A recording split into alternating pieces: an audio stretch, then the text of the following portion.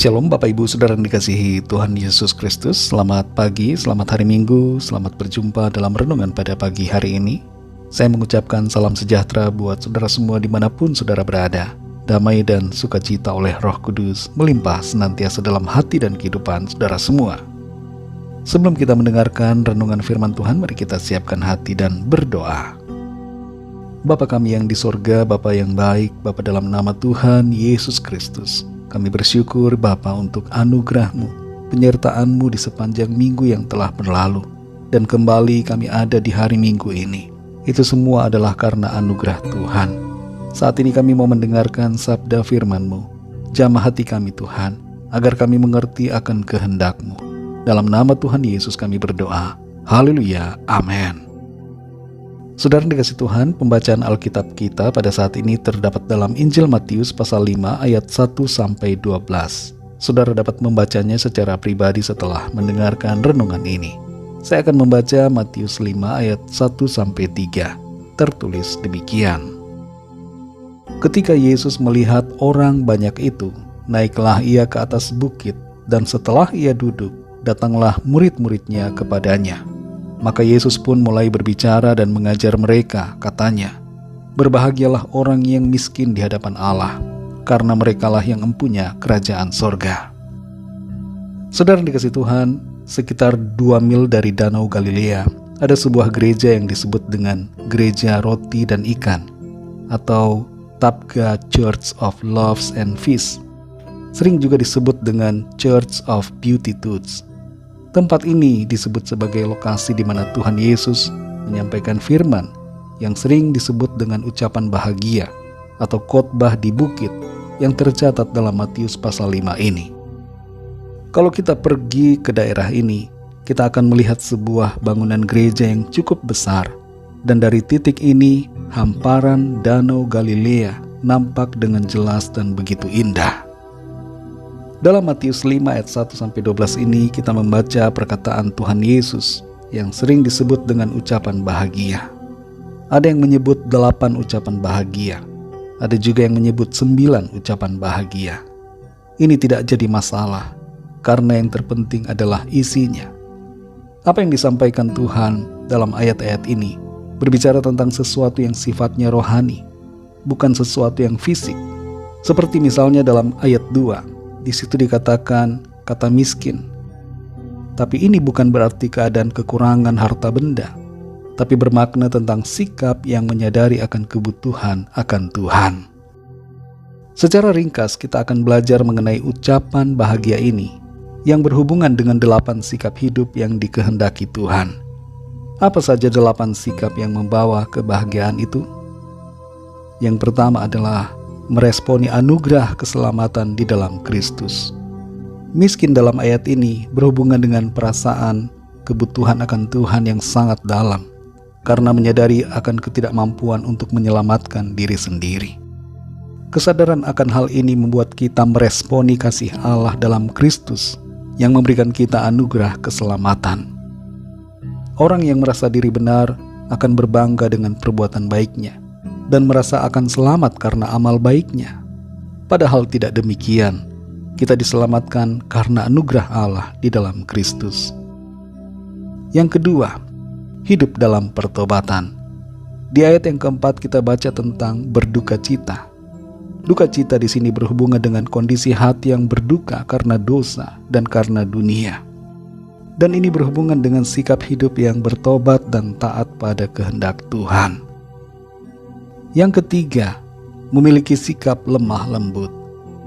Dunia berprinsip kita harus kasar supaya menang, tapi prinsip sorgawi sebaliknya, yang lemah lembutlah yang memiliki bumi. Lemah lembut bukan berarti lemah, tapi lemah lembut berarti kerelaan menuruti kehendak Tuhan dan rela dibentuk seturut firman-Nya. Yang keempat, rindu akan Tuhan.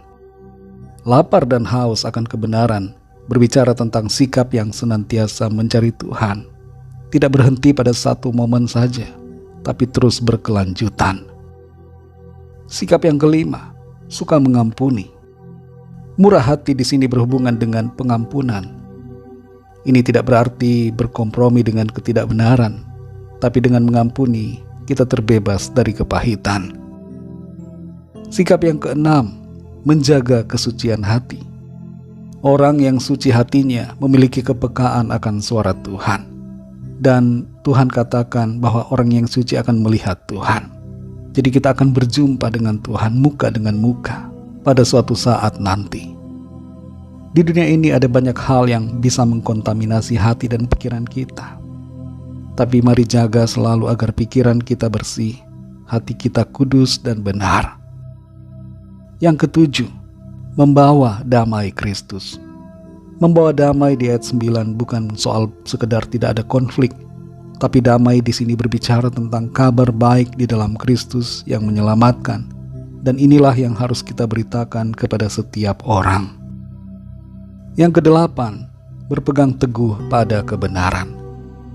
Tuhan Yesus adalah kebenaran, dan kebenaran itu seringkali ditolak.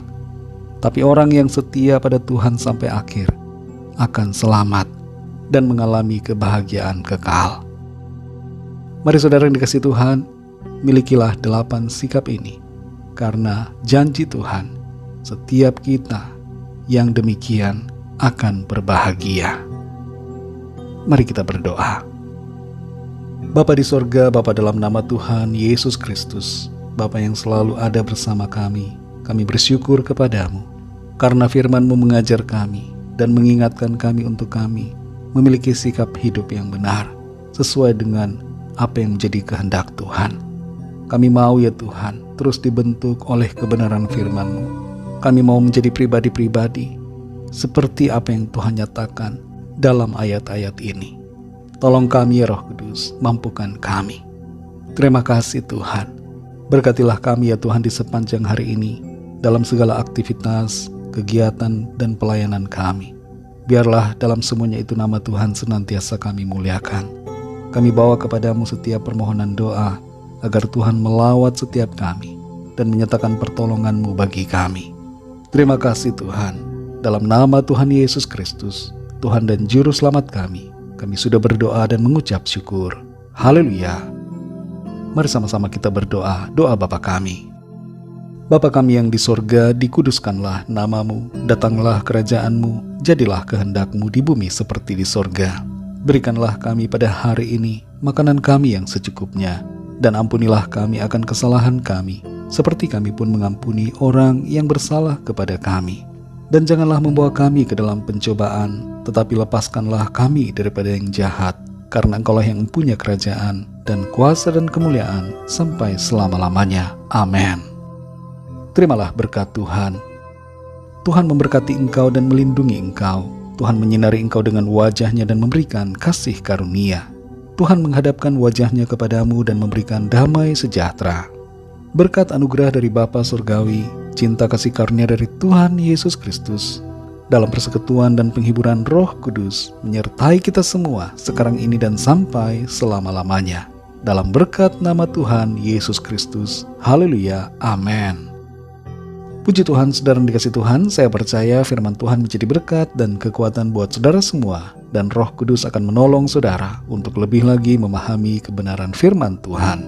Tuhan Yesus memberkati saudara semua. Sampai jumpa dalam renungan yang berikutnya. Haleluya.